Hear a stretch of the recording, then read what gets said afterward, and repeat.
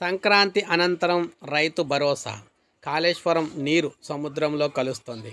రబీకి నిజాం సాగర్ నీటి విడుదల. 5 ఏళ్లలో 30 లక్షల ఎకరాలకు ఆయకట్టు స్థిరీకరణ. సో ఇవన్నీ అదనంగా జరగబోతున్నాయి. సో ముఖ్యంగా చూసుకున్నట్లయితే రైతు భరోసాకు సంబంధించి ప్రభుత్వం ప్రకటన అయితే జారీ చేసింది. సంక్రాంతి తర్వాత రైతు భరోసా అయితే ఇవ్వబోతుందని చెప్పేసి చెప్తున్నారన్నమాట. అంటే రైతు భరోసా అమల్లోకి రానుందని, సంక్రాంతి అనంతరం అయితే ఈ కార్యక్రమం ద్వారా డబ్బులు అయితే జమ చేయబోతున్నామని రైతు ప్రభుత్వంకి సంబంధించి ప్రభుత్వం అయితే తెలియజేసిందనమాట. ముఖ్యంగా ఆర్థిక మంత్రి గారు అయితే తెలియజేయడం అయితే జరిగింది. అయితే మనం గమనించినట్లయితే ఈపాటికే రైతులకు సంబంధించి రైతు భరోసా డబ్బులు అయితే వేయాలి, కానీ ఆలస్యం అయితే చేశారు. ఇప్పుడు సంక్రాంతి తర్వాత రైతు భరోసా వేస్తామని చెప్పేసి చెప్తున్నారన్నమాట.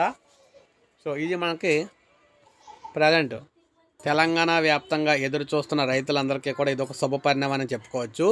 సో సంక్రాంతి తర్వాత రైతు భరోసా డబ్బులు అయితే రాబోతున్నాయి అన్నమాట. సో ఇది మనకి లేటెస్ట్ అప్డేట్. ఒక లైక్ చేయండి, సబ్స్క్రైబ్ చేసుకోవద్దు, మన ఛానల్ సబ్స్క్రైబ్ చేసుకోండి.